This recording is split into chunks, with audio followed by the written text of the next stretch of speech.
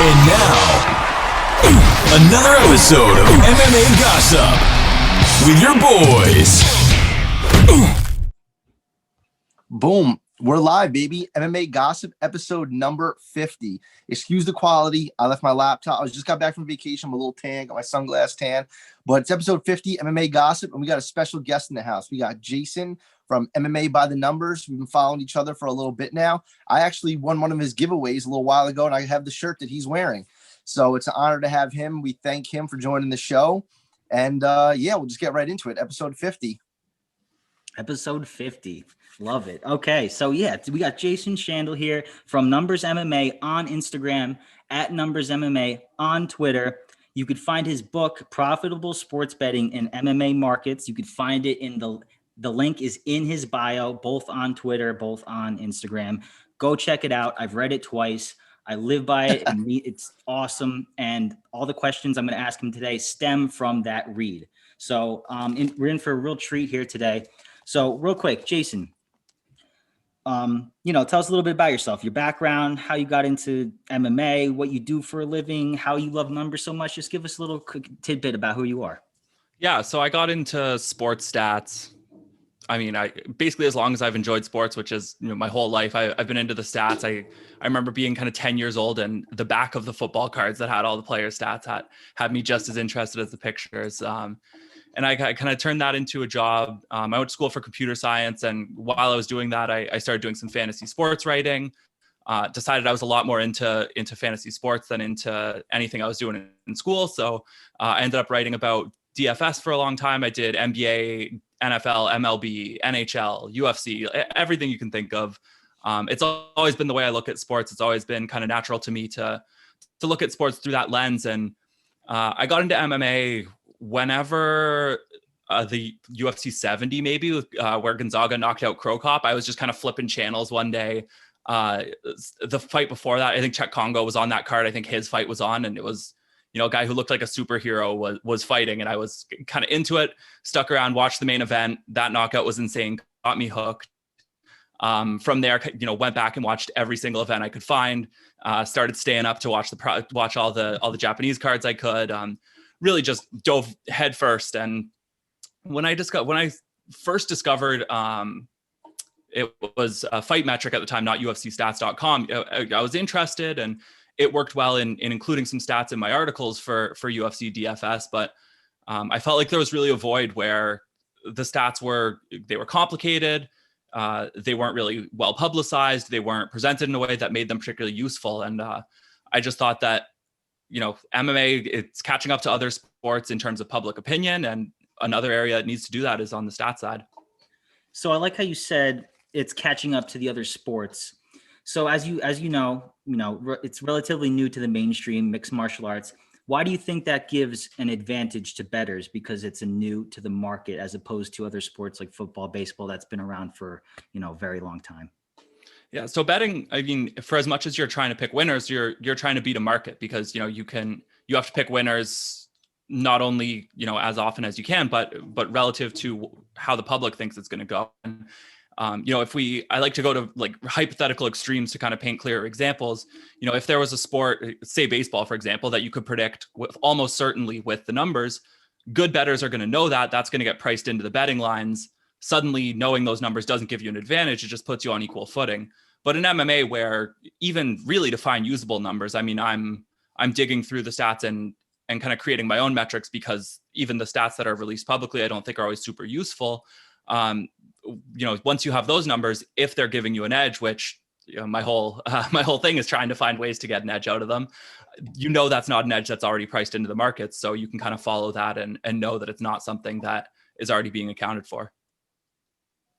So let's talk a little bit about VIG. You use the word VIG. I know there's a lot of words for it, but can you just talk a little bit about what VIG is and how it benefits the sports books, just for layman's terms, for even myself? I'm not even completely sure how it works, but just for the listeners as well.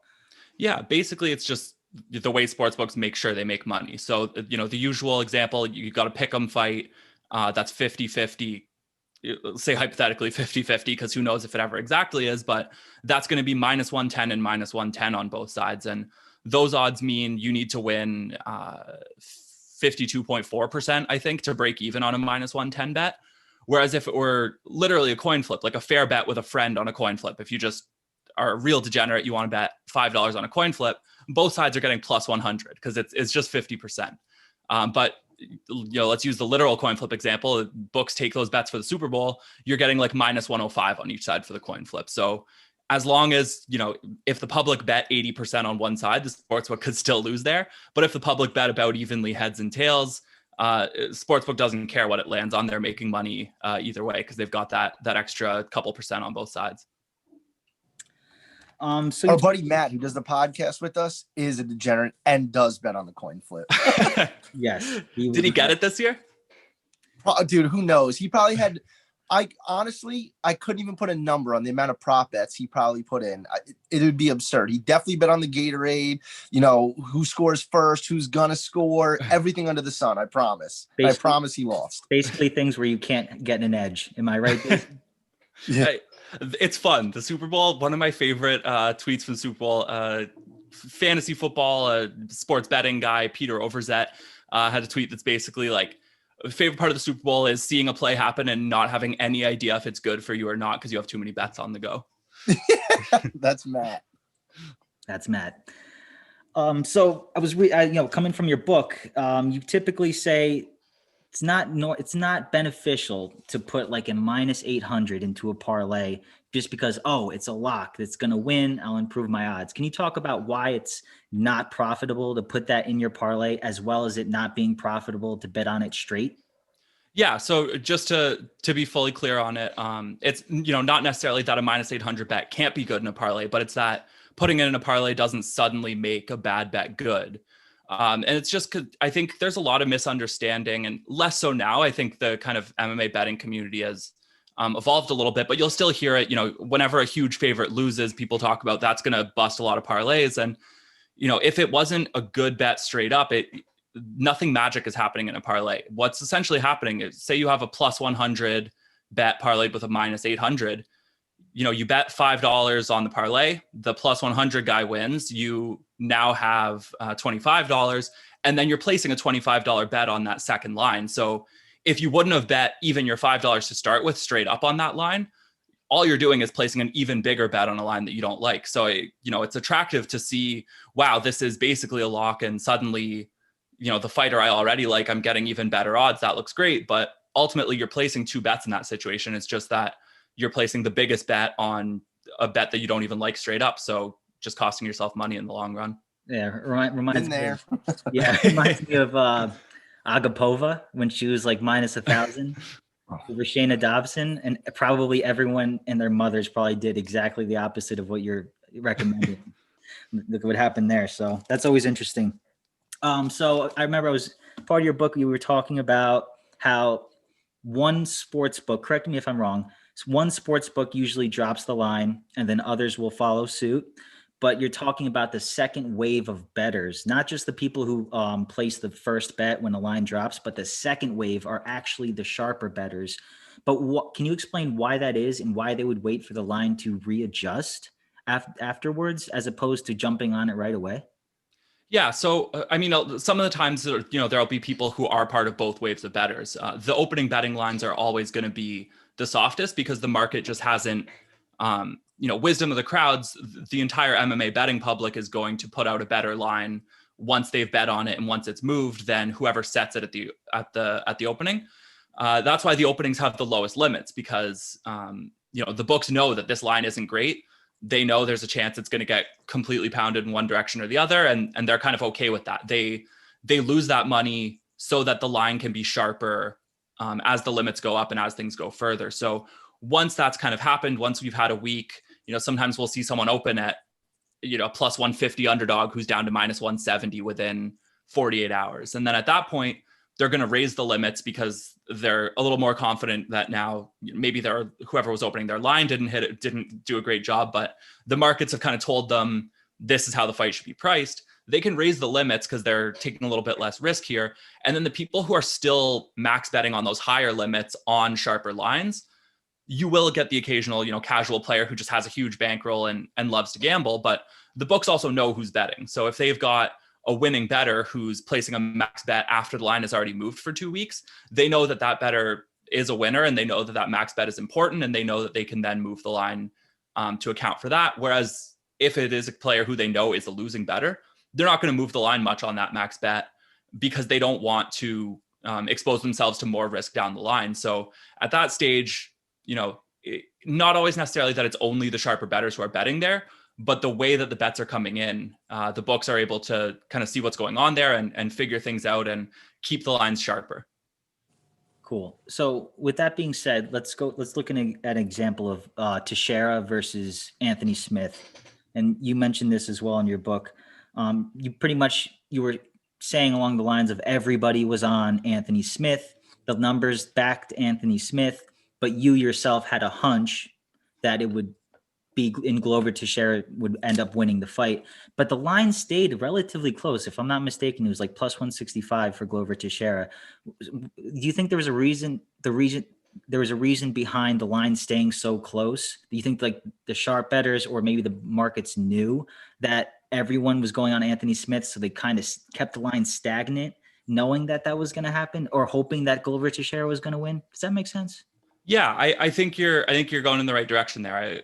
That was such a weird fight for me because I mean, many times it's burned me. I hate betting on Anthony Smith. He's a guy who kind of fits the profile of what I'm often trying to avoid, as someone who, if they're not finishing the fight, they're losing. And when they are finishing the fight, it's usually a come from behind win. That's not something you want to rely on as a primary path to victory.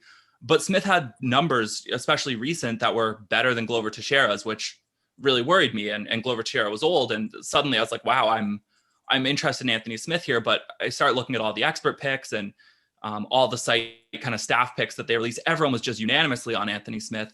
That's not usually going to be the case unless someone's like a minus 500 favorite. So the two possibilities that pop up there are either for some reason the betting markets hadn't adapted to the common and obvious and the thing that everyone thought was obvious. And that's not going to happen. The betting markets will, if something is obvious, it's already priced into the betting market. So it didn't make sense that Smith wasn't a bigger favorite, which led me to believe, that probably means there's something I'm missing here. A big part of sports betting is knowing what your limitations are. And when everyone in the world seems to be picking Anthony Smith, but where the money is, and the money talks, the betting, there's a reason this is a $1 billion industry. These lines are going to be sharp. You have to kind of think about, why isn't this line reflecting what I'm seeing? You have to kind of check your ego a little bit. Ego says, this is a lopsided fight. The betting line's terrible. Haha, those idiots at 5 dimes are going to let me make a killing. Chances are, if you think they're idiots, you're missing something. Well put. Where do we go from here? So much. Could you elaborate a little bit on data trends, such as the example used in your book? It was about fighters losing in the first 60 seconds. Are winning their next bout 6% more than the betting line would suggest. Can you elaborate on what that means? And is there any trends that you're on right now that maybe you don't want to let out into the public, but you got in your brain that you don't have to say it, but is there one maybe that you have in your brain right now? So kind of to start with just how something like that works, what we're looking for again is to beat the markets and the betting lines, not to be the most accurate fight picker in the world. So, you can find something, you'll see people saying, I pick winners at 60%. That's well and good. But if over that time frame, favorites are winning 65% of the time, you're actually, that's terrible. Like, you could just blindly pick favorites and be more accurate. So you're not trying to find ways to pick the winner the highest percentage of the time. You're trying to find ways to find fighters who are winning more often than the betting lines are saying. So something like someone who's getting knocked out early, what that says to me when I see that data trend and I decide to actually put some weight into it is, maybe knockouts have a little bit of, I never like to say like luck or fluke, because obviously you're punching someone in the face. If you knock them out, that's skill, that's what you're trying to do, but it's high variance. The best knockout artist in the world isn't going to be able to reliably score 30-second knockouts. So when it happens, it's kind of the far end of variance on one fight. It's not giving you a fair view of how that whole fight would play out. If they fought 100 times, maybe only 5 of those times are first round knockouts. So it's kind of clouding people's opinion because it looks like it's the most dominant, but it also may be the least reliable for predicting the future.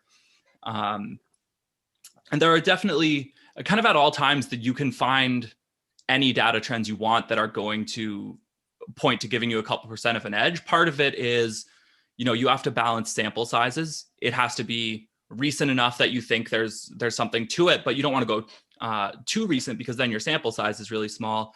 There's also the fact that with all the data that's out there, there are always going to be trends that look real that could just be variance. So there are definitely things that are popping up, and you need a trend to give you a few percentage points of an edge if it's going to actually give you enough of an edge to bet on. So if it's just 0.5%, then even if it's real, you need more than that to be able to be placing bets. So you can always kind of dig into the data and find trends. The art to it all is figuring out when a trend is real and something that you can act on. Yeah, I do data analytics. That's my job. I'm a data analyst for PGIM fixed income. So listening to this is like music to my ears. I should have been doing this before you. No, I didn't, but I should have been doing this a long time ago. I'll tell you, it's less about knowing MMA and more about knowing how to work with the data. Right. It's so interesting you say that, because I was listening to that's what Yanni the Greek does. He's more into the numbers too, because I follow a lot of MMA people on Twitter, and most of them are like tape study, and obviously that's important. But when I listen to your podcast, I'm like numbers, man. It's just as important, if not more important. I don't know the answer to that, but do you agree with that? Absolutely. And I mean, I do tape study myself, but I don't say anything about it because frankly, it's not what I'm best at. I think you're better served looking at people who are doing better tape study than me. I'm spending so much of my time breaking down the numbers that I'm not putting in the hours that other people are to tape study. I don't box. I don't do jujitsu.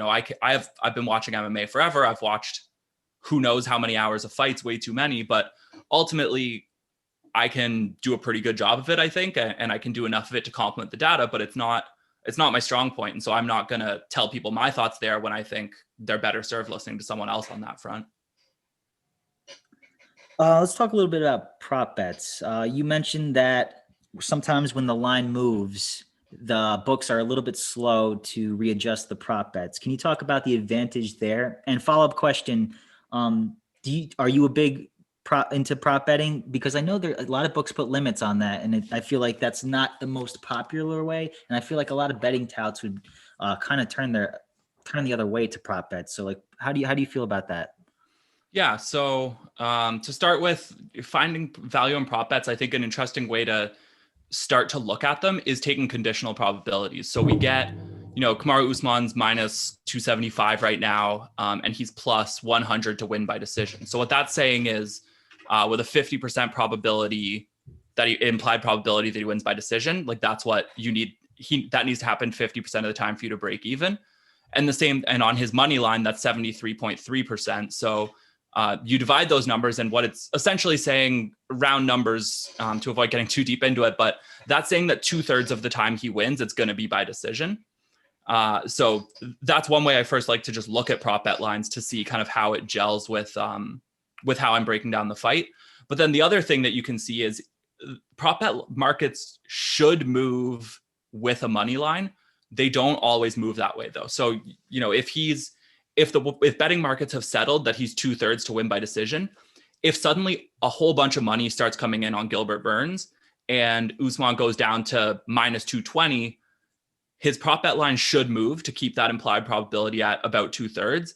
If it doesn't, there is a risk that maybe the money was specifically coming in on other prop bets as well at the time. But in general, that's just going to be that line was slow to move. So now if you trust the market in the original situation, you're suddenly getting some value on that decision line because he should still be 2/3, but that should now be, say, or I guess other directions. The money coming in on Usman. I'm mixing myself up with my hypotheticals here. But the decision line stays at plus 100, then you're getting some value there because it's still, 50% of all of the fights as opposed to conditional to his money line. Dude, I would love to know what your Excel sheets look like, bro. They're a friggin' mess because I only really use them for myself. There's just squares that are in there from 6 months ago that I haven't touched in 6 months. Things that they have the wrong names, but I just know what they are. That's like it's chaos. Like my own drive on my work computer is just like the names of the files and the formula. Only I could decipher it. So I can only and one thing I wanted to ask you is like how, like, I guess you have your own system clearly, because I'll see a lot of times people will comment on your page and what was it today? I think it was the stat about Usman and Habib about their control time. And then someone commented, oh, I imagine GSPs would be close. And you're like, GSP is 89%. Do you just track how many, like for example, for that statistic, how many people do you track that for? Or do you have a list, like top 20, Say you wanted to collect all of the data. They don't encourage it, but there are ways that it could be done. And if I were to be trying to come up with that information as quickly as possible, I may have all that data collected somewhere and have the formulas run for every fighter already. And then you'd be able to, in that hypothetical situation, you'd be able to pull that number out very quickly. If you were to be someone who was willing to maybe overlook the UFC website's terms of service, but that's not allowed. So you might have to just calculate that by hand. It's a lot of work. Understood. Amazing. That's amazing. Tell us a little bit about your Conor McGregor Mayweather experience and how you approached that betting that against Conor for that fight. Yeah, and I know that sounds like of course Floyd Mayweather was a good bet, but that's the whole point. I don't know the first thing about boxing. I'm the kind of guy who watches that fight and goes, wow, did McGregor actually do well? Because punches miss by so little in boxing that, like, to me, who I've watched 6 boxing matches in my life, maybe, it looks like maybe they're landing. But I know about betting markets. I know about how the public reacts to Conor McGregor. I know that it's absurd to think someone's going to come from one sport, even if Conor McGregor was the best boxer in MMA at the time. If you wanted to just take that as a given, he's still fighting a only barely past his prime greatest boxer of all time.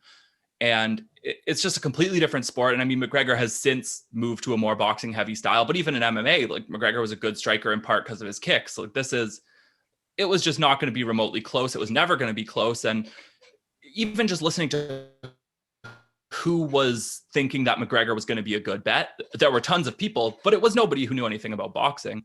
And the same thing, you can find a similar example like CM Punk when he came over and he had that first fight. Like, again, I'm not the best technical analyst in the world, but the 6 seconds of footage from his training camp, it was obvious that he just didn't belong at that level. Like, props to anyone who wants to step in and fight, but he was clearly not even close to the UFC level. And Mickey Gall, not top level UFC or anything, but at least a fine mixed martial artist. And at that point, you don't need to know much other than that people were excited about CM Punk. There was a lot of hype that was trying to be drummed up that didn't have any proof behind it. Then you can kind of think, and he's a big enough name that there's going to be enough money in the market to actually move the line. If this is a random undercard fight and it's, it can't even pick out names, for example, but two UFC fighters who no one in the general public has heard of, you're not going to get that huge amount of casual money because nobody cares. CM Punk's fighting, Conor McGregor's fighting, people who, your friends who like to occasionally split a UFC card with you or go down to the bar and watch it, they're betting on that fight suddenly. So then the books do have to start moving the lines in reaction to public money just to kind of keep themselves covered. And at that point, you can feel pretty good that those are the rare times where the betting line looks stupid and it actually is. Yeah, dude, it sounds like you're talking about our buddy Matt directly. I know. I wish he was here. He's got food poisoning right now, so he can't make it. But it would normally be us 3 and then you. He was like Conor McGregor's like spirit when he was fighting Floyd Mayweather, and I'm like, bro. Again, I'm not the biggest boxing expert in the world. I do love boxing. Actually, I probably started watching boxing more hardcore first than MMA, so I got into it early, and I was just like, dude, like, there's just no way. It's so friggin', it's 2 completely different sports. You know what I mean? And our buddy Matt was just like, no way, bro. I'm telling you. And then CM Punk, same thing. He's gotten burned on all those type of fights. Yeah, before we close out, let's talk 258 really quickly. You got some really strong leans on Kamaru Usman and Calvin Gastelum and another one, if I'm not mistaken. But I have a question for the main event. So Gilbert Burns and Kamaru Usman, teammates. And obviously you can't factor any numbers into that because they just know each other so well. They train together. They've cornered each other. And do you think I feel like that definitely has to play a role in the outcome of the fight, regardless of I feel like the numbers are always important, but in this fight, I feel like there's something missing here that we're missing. And do you feel that way, or you're like still supremely confident in Kamaru because of his amazing statistics against high level competition? So I do agree with you, but I think it's, you could, because I mean, maybe the people who have trained with them have an idea of it, but the general public, we don't have an idea of, does that familiarity mean that, whoever did better in training is going to be more confident? Well, who did better in training? Or, you could just as easily spin it. The guy who used to get beat in training has so much more motivation. When you're able to spin narratives on both sides, I think absolutely it will have an impact. It's just that we can't really know which way it's going to have an impact. So I won't generally try to spin that and find a way to go one way or the other. The only thing I will say about situations like that and how it does impact my views on fights is that anything that introduces more uncertainty should push the line a little bit closer to even than it would be otherwise. So I would be even bigger on Usman without uncertainty like that. But because that's something that we don't know about, the more uncertain an event is, the closer it should be to 50-50.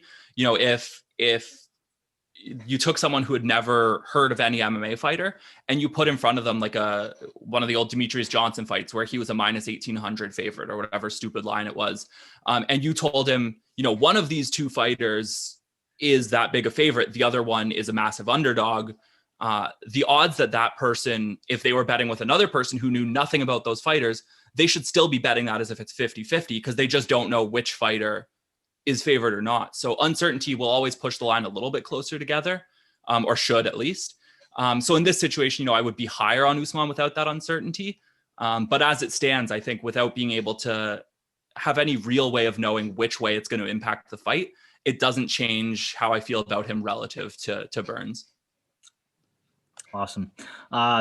Chris, you got any more questions for Jason before we let him go? I have one question that we, like us three, with Matt, have been asking amongst each other. Basically, so for number's sake, Korean Zombie and Brian Ortega was the best example I thought of recently.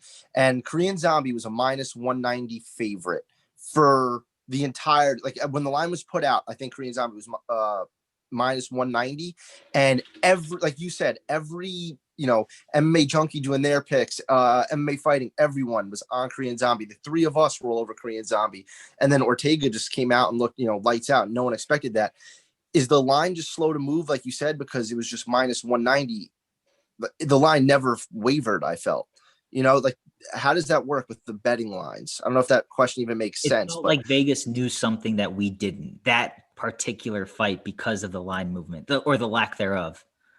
Yeah, so something that I think I missed the mark by not considering that on that fight.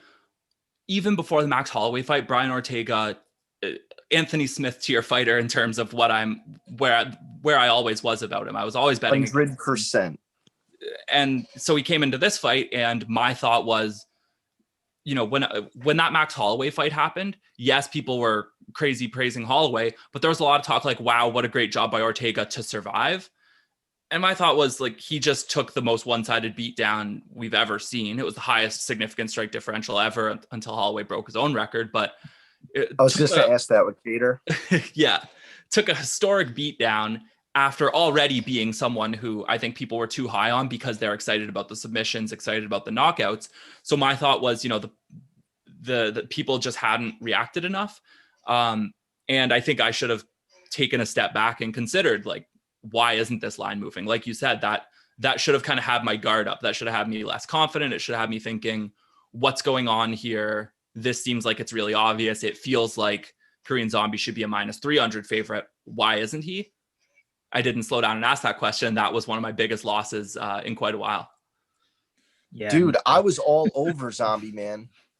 Yeah, it's crazy how that works. It makes me think that Vegas just knows everything, but obviously they don't. But for like the high caliber, like main events, like the Super Bowl, a lot of people were talking about Kansas City. How did they lose? Like, whatever. I'm not into football, but that was going around. So And that's a great example because that was Yeah. 65-70% of the spread money was coming in on Kansas City. That spread sat at -3 for like 5 days worth of 70% of the money coming in on them. And whether it's Vegas knowing something or just like what I was kind of hypothesizing for Teixeira against Smith, just that the big money bettors, they're not out there telling you what's going on. They're just making a living doing this. So difference between where, especially an event like the Super Bowl, where again, like a McGregor fight, tons of money from people who don't know what's going on is coming in. It's just that smaller group that has a better read on things. Awesome. Thank you so much, Jason, for coming on the show. And Jason, is there anything you want to shout out on our podcast before we let you go? I mean, if you're interested in what I'm selling here, you can check me out on Twitter or Instagram at NumbersMMA. I've recently relaunched a newsletter where I talk kind of like this, I stuff that I find even more interesting than breaking down fights. I mean, on my podcast, I'm literally just breaking down fights start to finish. But in my newsletter, I get into a little bit more betting theory, sports analytics, whatever's interesting me at the time. So you can find that numbersmma.substack.com. I don't know. I link it on Twitter a bunch. That's where I post all my stuff. So yeah, if you're enjoying what you're hearing, you can check that out. All right. Thanks for coming on the show a lot, Jason. Appreciate it very much. Thanks for having me. This is a really good time. Thank you very much. Yeah, man. Thank you. I tell you, I wear your shirt. I wear it to the gym. I wear it under my gi and jiu-jitsu. I wear it all the time, bro. So yeah, we've been fans for a long time, so we appreciate you, man. Yeah, Mikey, I've got another delivery of shirts coming in soon, so I'll hook you up. All right. Yeah. Don't forget.